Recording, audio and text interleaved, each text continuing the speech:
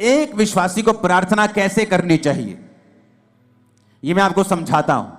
ये मैं उन लोगों को समझाता हूं कई बार जो मेरे पास मिलने के लिए आते हैं, लेकिन आज मैं आप सबको समझा रहा हूं। एक विश्वासी को प्रार्थना कैसे करनी चाहिए, कौन सी प्रार्थना है जिससे आपकी लाइफ में रिजल्ट आता है। अब आपने ये बात समझ ली कि प्रार्थना जरूरी है, प्रार्थना नहीं करेंगे परमेश्वर उत्तर नहीं देगा। उसने लिखा है मांगो तो दिया जाएगा। वचन, ये आप बोलेंगे वचन में तो लिखा है कि परमेश्वर मांगने से पहले जानता है तुम्हें किन वस्तुओं की जरूरत है।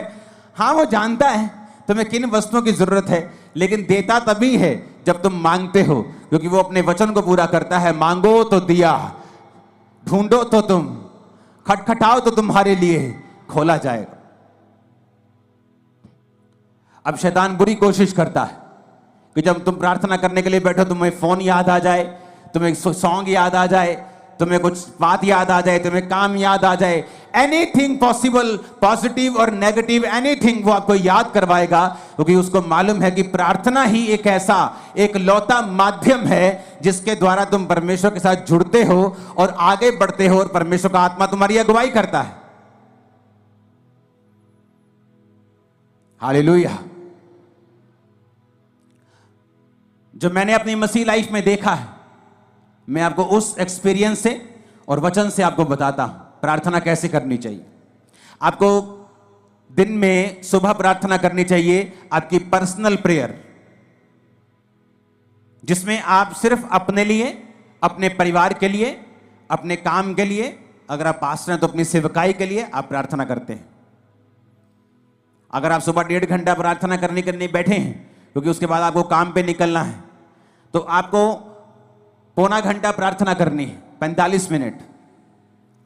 आधा घंटा आप वचन पढ़ें और बाकी का 15 मिनट आप वचन को खोलें और अपनी लाइफ के मुताबिक, मान लीजिए एक विश्वासी बीमार है, वो नीति वचन को निकाले 3 को, वो यशाया 54 को, वो भजन संहिता 103 को, वो इस तरह के वचन निकाले जहां परमेश्वर ने आपको शारीरिक चंगाई की वायदा किया है।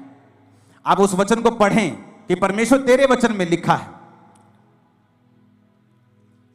जिस तरह जब मुझे रोग था तो मैं परमेश्वर को बोलता था कि प्रभु तेरे वचन में लिखा है भजन संहिता में कि तू मुझे दीर्घ आयु से तृप्त करेगा, तो मैं प्रभु से बात करता था, लड़ता था, जैसे फाइट करते हैं। किससे? वचन से। इमोशनल फाइट नहीं, उसका कोई फायदा नहीं।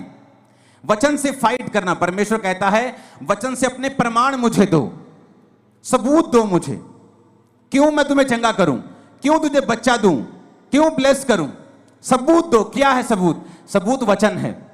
तो प्रभु से मैं बोलता था प्रभु तेरे वचन में लिखा है कि तू मुझे दीर्घ आयु से तृप्त करेगा, तो क्या इस रोग के साथ मैं दीर्घ आयु जी सकता हूं?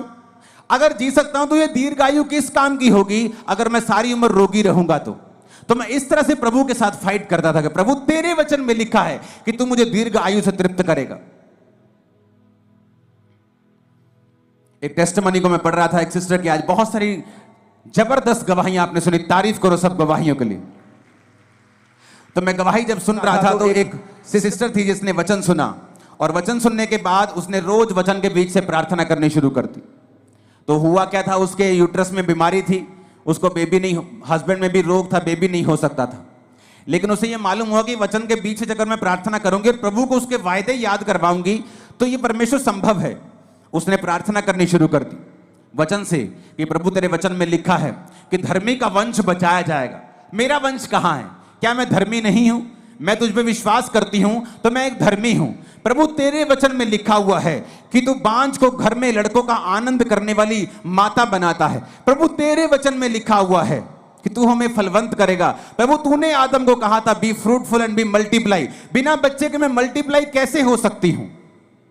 तो उसने रोज क्या किया, वचन के बीच से प्रभु को प्रार्थना करनी शुरू कर दी।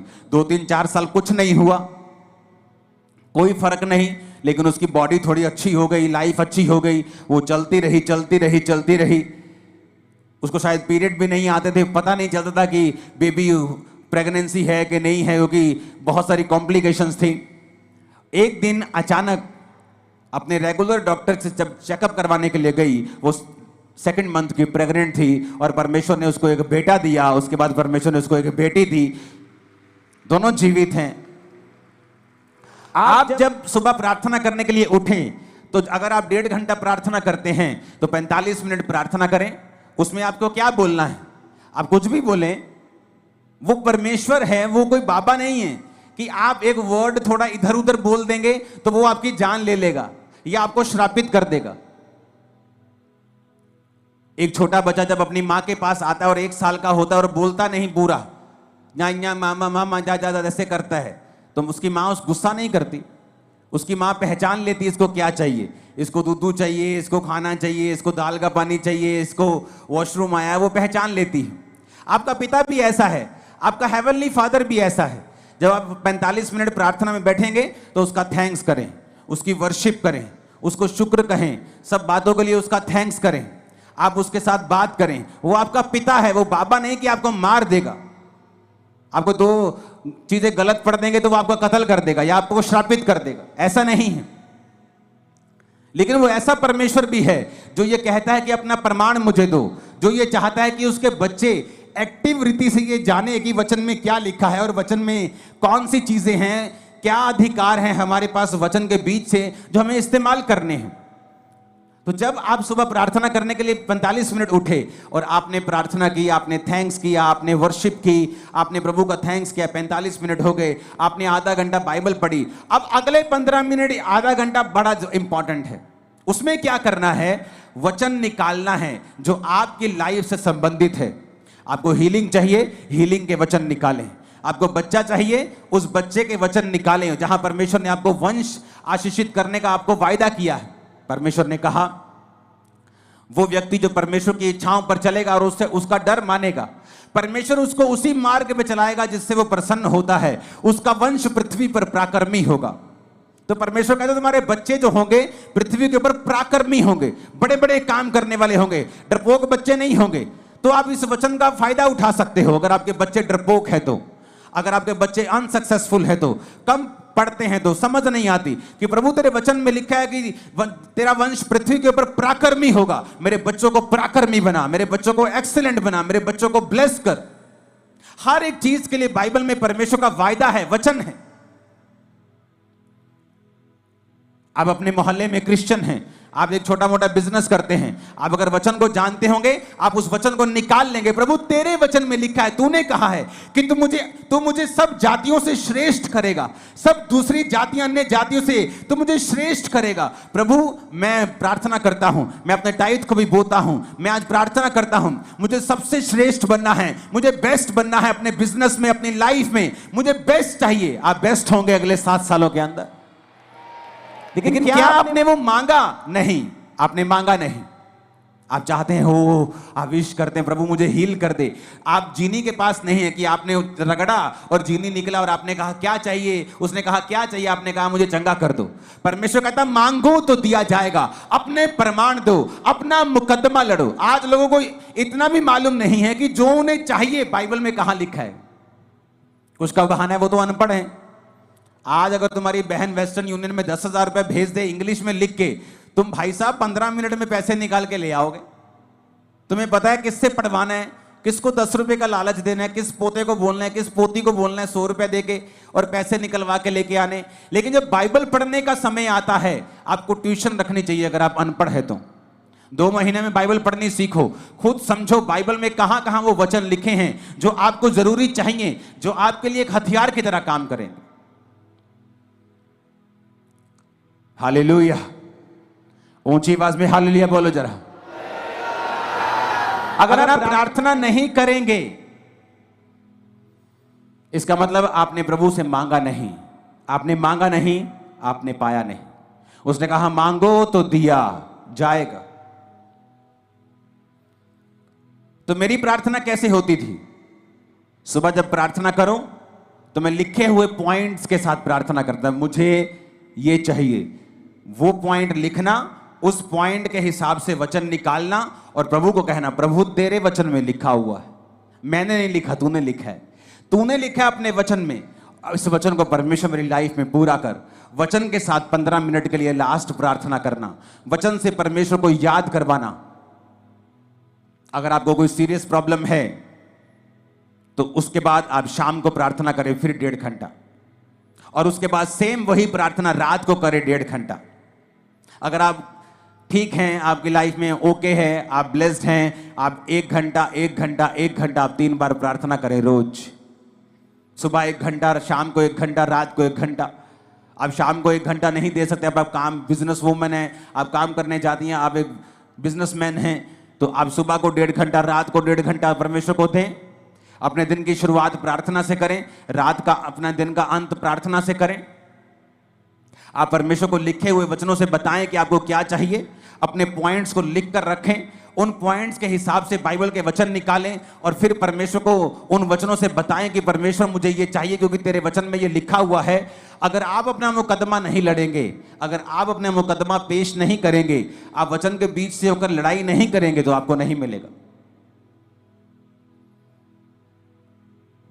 समझ आ रही है सबको?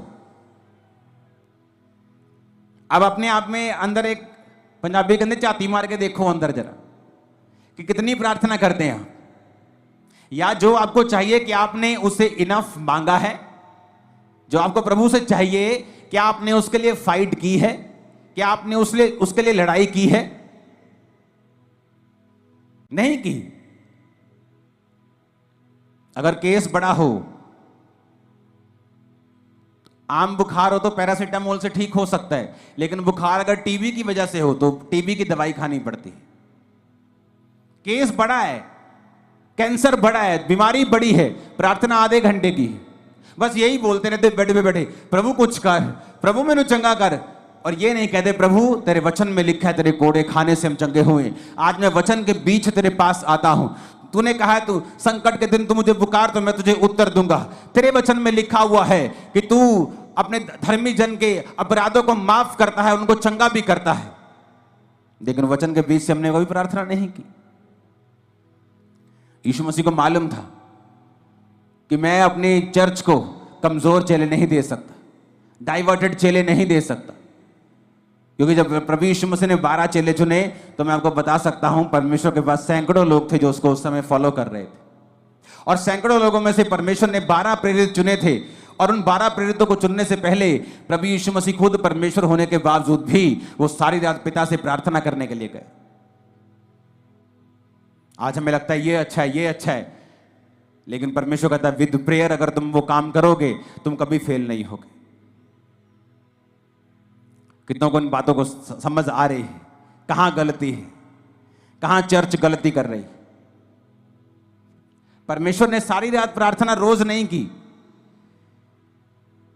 उसने रोज सारी रात प्रार्थना नहीं की। मैं रोज रात को प्रार्थना करता हूं, लेकिन रोज फुल नाइट प्रेयर नहीं करता हूं। मैं रोज सुबह प्रार्थना करता हूं, रोज रात को प्रार्थना करता हूं, शाम को भी हम फैमिली प्रार्थना करते हैं।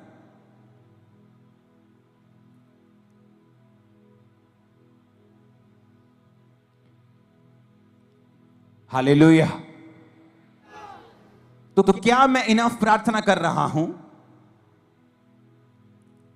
तो ये बेस्ट है कि अगर आप 1+1+1 प्रार्थना करें। अगर आप 1 घंटा प्रार्थना करने के लिए बैठे हैं सुबह 1.5 घंटा, तो आधा पौना घंटा आप प्रार्थना करें, प्रभु से अपने वर्शिप करें, उसका थैंक्स करें। उसके बाद आप बाइबल पढ़ें कुछ समय के लिए, और फिर कुछ समय आप बाइबल के वचनों के बीच से होकर प्रार्थना करें। आपकी लाइफ कभी भी सेम नहीं रहेगी। अगर आपको इस बात का प्रमाण देखना है तो एक काम करें, अपनी बाइबल के पीछे एक पेंसिल ले लें और अपनी बाइबल के पीछे पेंसिल से अपने प्रेयर पॉइंट लिखें। आपको क्या क्या चाहिए?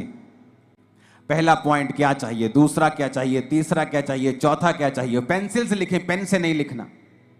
और उन पेंसिल से लिखे हुए जो आपके प्रेयर पॉइंट हैं, उन्हें वचन के बीच से होकर आप रोज 1+1+1 रोज 2 समय कम से कम 1.5 घंटा या 1 घंटा 3 बार आप रोज परमेश्वर को याद करवाना शुरू करें।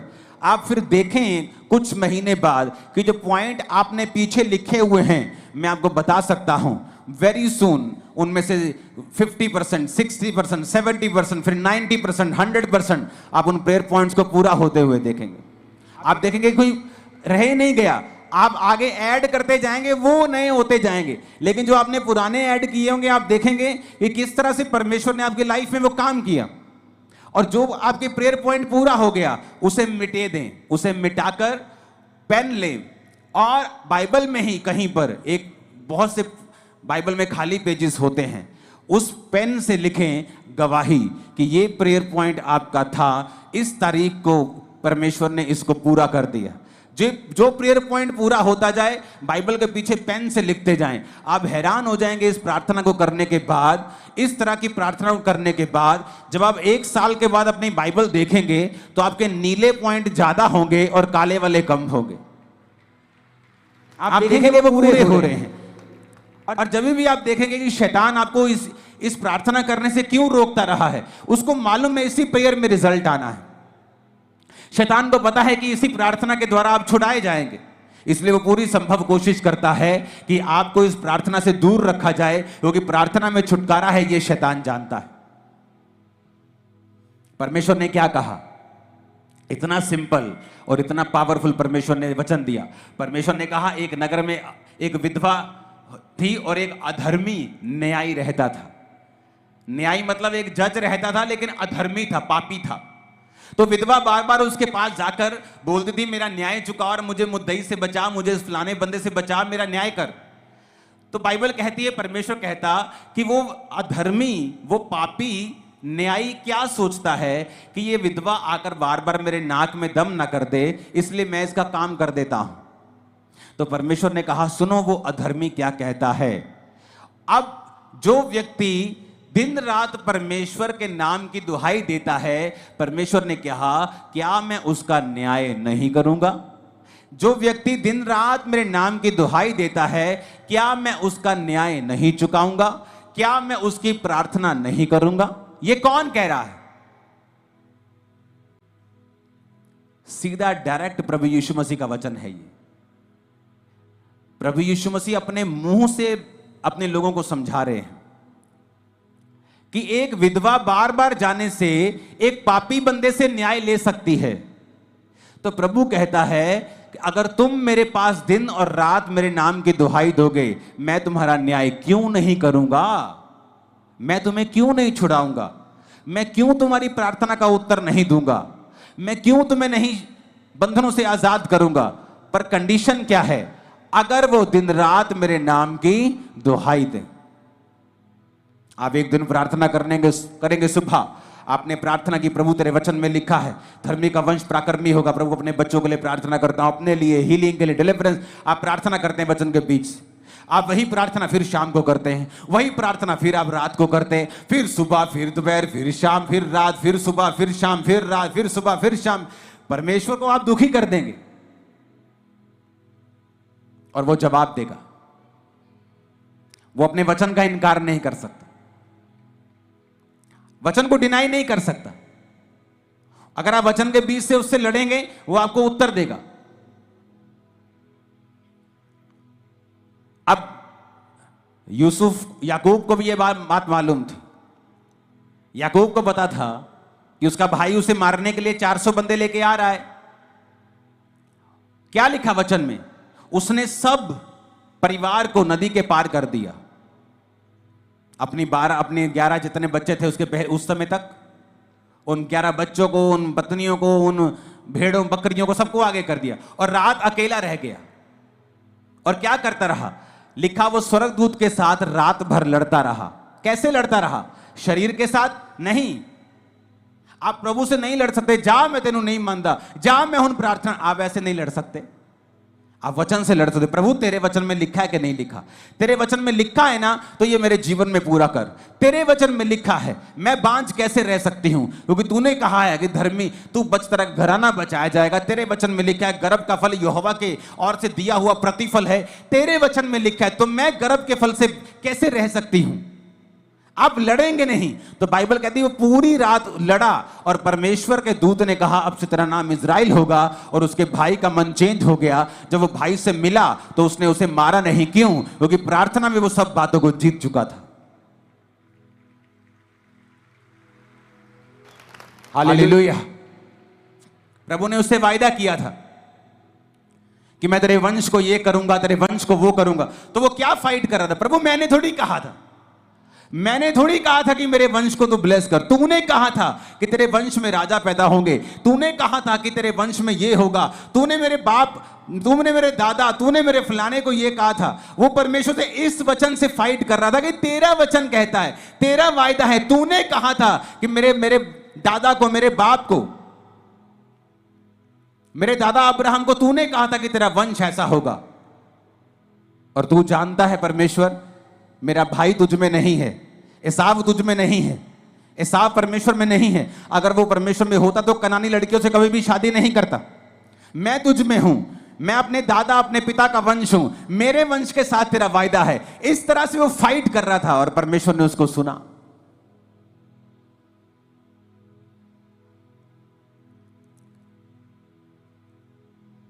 जोर से हालेलुया बोलो जरा। आपके हालेलुया में परमेश्वर की सामर्थ्य। आज से अगर ये प्रेयर शुरू की तो नीले पेन से लिखने के लिए जल्दी तैयार हो जाना। लिखना जरूर, आपको समझ आएगी मैं क्या कह रहा हूं। आप जब लिखना शुरू करेंगे पेंसिल से, जो आपको चाहिए, जो मिल गया उसे पेन से लिखेंगे, आपको रियलाइज होगा कि आपने परमेश्वर से कहीं अधिक पाया है। कितनी प्रार्थनाओं को परमेश्वर ने सुना है। आप भूल जाएंगे 3 साल में आज आपको क्या मिला था, लेकिन वो पेन से लिखा हुआ आपको याद करवाता रहेगा। उतना कॉन्फिडेंस आपका बढ़ेगा कि मुझे इस प्रार्थना से उत्तर मिले हैं, इस तरह से मुझे उत्तर मिला था इस समय, उस समय, फलाने साल। अगर उस साल में इतना फंसा हुआ था और मैंने इस रीति के साथ प्रार्थना की, तो वो वचन तो सेम है। आज वो मुझे छुड़ाएगा जैसे उस समय परमेश्वर ने मुझे छुड़ाया था। तो वो सारी उम्र आपकी रक्षा करता रहेगा। इसलिए मैं कहता हूं अपनी बाइबल को ज्यादा चेंज मत करना। मेरी बाइबल का कवर कितनी बार फट जाता है, पेज फट जाता है, उसी को मैं चिपका लेता हूं। मेरे पास हजारों बाइबल पड़ी, लेकिन उस बाइबल में लिखा हुआ है, पीछे पॉइंट्स लिखे हैं, चीजें लिखी हैं, तो मैं चाहता नहीं कि वो मैं मिस करूं।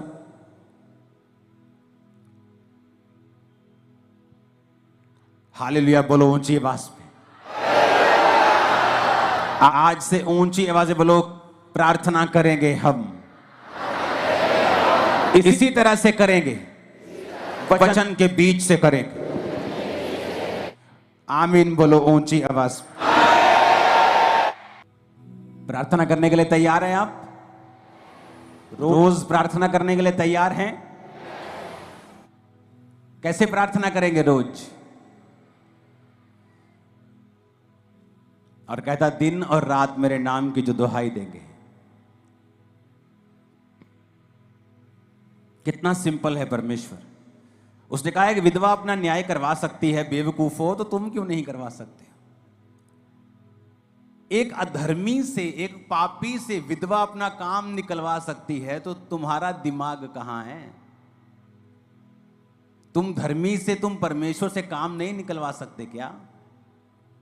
एक विधवा एक पापी के पास बार बार जाकर उसको तंग करके काम निकलवा सकती है, परमेश्वर ने कहा, तो तुम्हारा दिमाग कहां है? तुम्हारे दिमाग पर शैतान ने क्यों पर्दा डाला है? तुम अंधे और गूंगे क्यों बनकर बैठे हो? तुम क्यों नहीं दिन और रात परमेश्वर के नाम की दुहाई देते हो? वचन के बीज से क्यों नहीं प्रार्थना करते हो? प्रार्थना करने के लिए परमेश्वर के समीप क्यों नहीं आते हो? और ये एग्जाम्पल खुद प्रभु यीशु मसीह ने अपने मुंह से दी है। एक विधवा का न्याय अगर अधर्मी पापी कर सकता है, क्योंकि वो एक ऊंची पोस्ट के ऊपर है, लेकिन ना तो परमेश्वर से डरता है, ना किसी आदमी की परवाह करता है, फिर भी विधवा उससे काम निकलवा लेती है और वो ये सोचता है कि बार बार विधवा मेरे नाक में दम करेगी, तो परमेश्वर कहता है अगर विधवा उसका न्याय करवा सकती है अपना उसके पास जाके, और वो उस विधवा का न्याय कर सकता है, तो परमेश्वर तुम्हारा न्याय क्यों नहीं करेगा? अगर तुम भी कहने का मतलब है उसके नाक में दम कर दो तो प्रभु भी देखेगा, भाई कितने दिन हो गए तेरे को सेम वचन से प्रार्थना करते, तू रोज आती है अपने बेबी के लिए, तेरे को 5 साल हो गए हैं, कब तक वो तुम्हारी प्रार्थना को अनसुना करेगा? वो तुम्हें जवाब देगा। तुम्हारी बाइबल का पिछला पन्ना नीली लाइंस के साथ भरा हुआ मैं देख रहा हूं, और तुम्हारी गवाहियों के साथ भरा हुआ देख रहा हूं, यीशु मसीह के सामर्थी नाम में।